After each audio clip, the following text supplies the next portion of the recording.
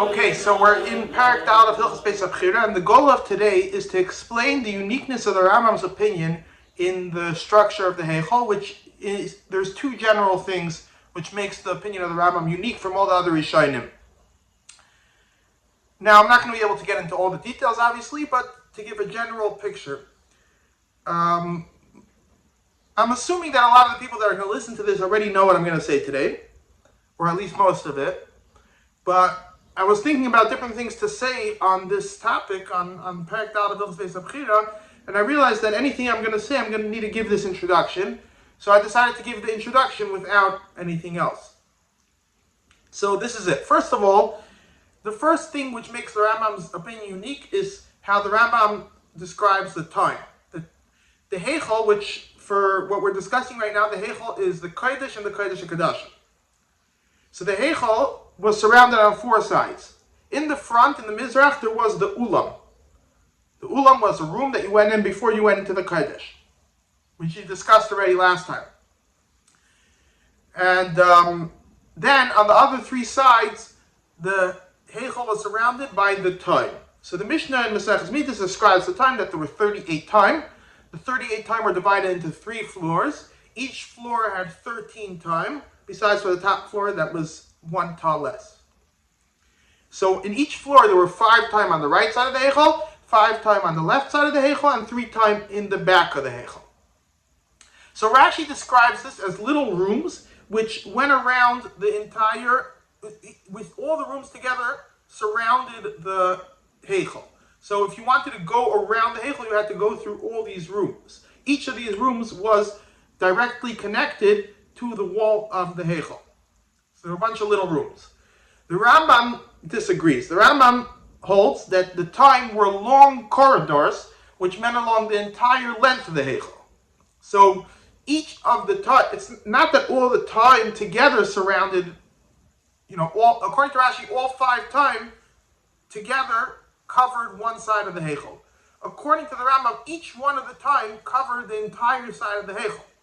So the 5 time were not, only one of them was connected to the wall of the Heichal, and the other 4 time were outside. There was one next to that one, and one next to that one, and one next to that one, so they were side by side. And the same thing on each side of the Heichal. So there were 3 time that were directly connected to the Heichal, one on the right, one on the left, and one in the back, and then there were 3 times surrounding those 3, then there were another 3 times surrounding those 3, and then there were another 2 time on each side. That is the general difference of opinion between Rashi and the Rambam.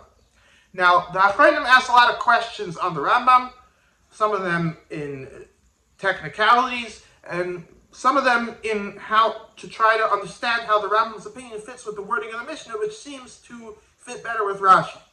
So I'm not going to discuss all the questions and all the answers, but one of the general points which is important is that a lot of the questions that the Achronim asked on the opinion of the Rambam were based on a misunderstanding in the Rambam's opinion. Now, how do I have the confidence to say that the Achronim misunderstood the Rambam's opinion? Because today we have access to something which the Achronim did not have access to, and that is the original Ksaviyat Kodesh of the Pirush Mishnayos of the Rambam.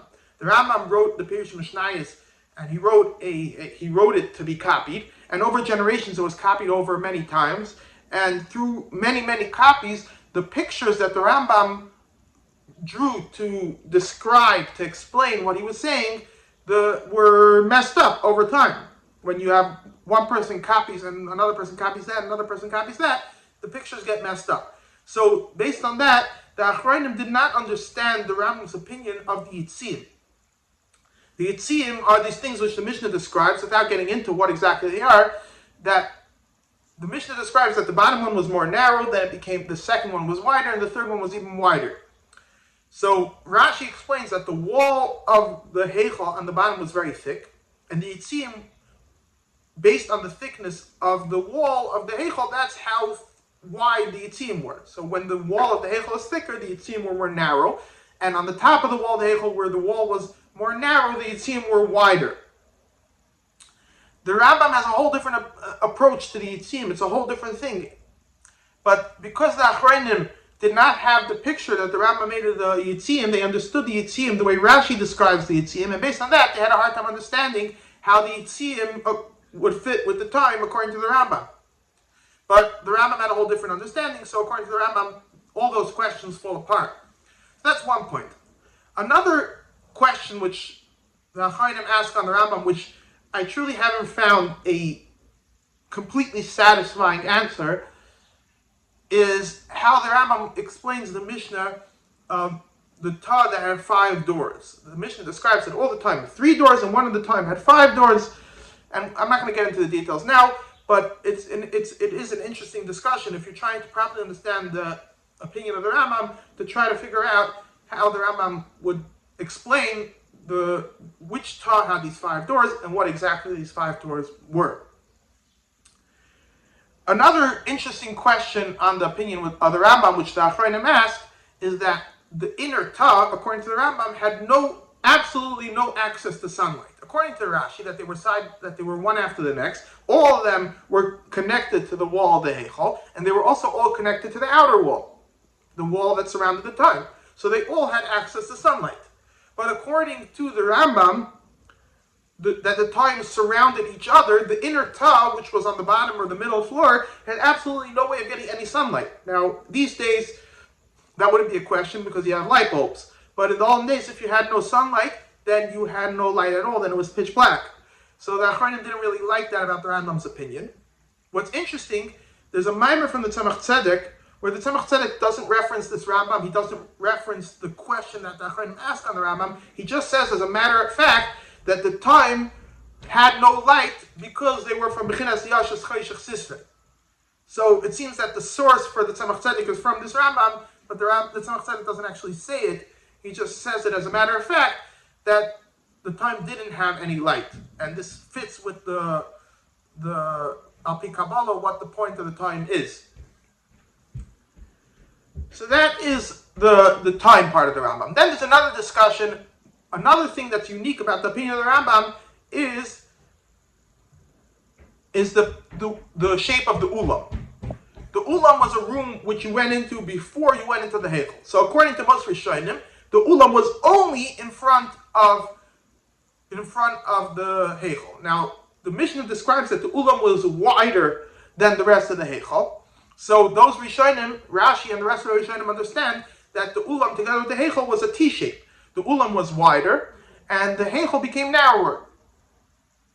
So if you looked at the Heichel from on top, it looked like a T. The Rambam understands that the Ulam and the Heichel together was all square. So the Rambam explains that the Ulam actually surrounded the Heichel on 3 sides. The Ulam wasn't just in the front of the Heichel, it also went along the entire right and left sides of the Heichel. Now the Mishnah describes that the Heichel was in the shape of a lion. It was wider in the front and more narrow in the back. So according to Rashi, that's very simply understood, that the Ulam was wider and the Heichel was narrower.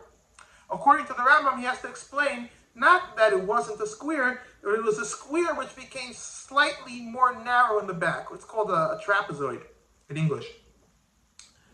So the Ulam according to the Rambam, the Ulam was in front and it was also on the sides, and according to Rashi, the Ulam was only in the front.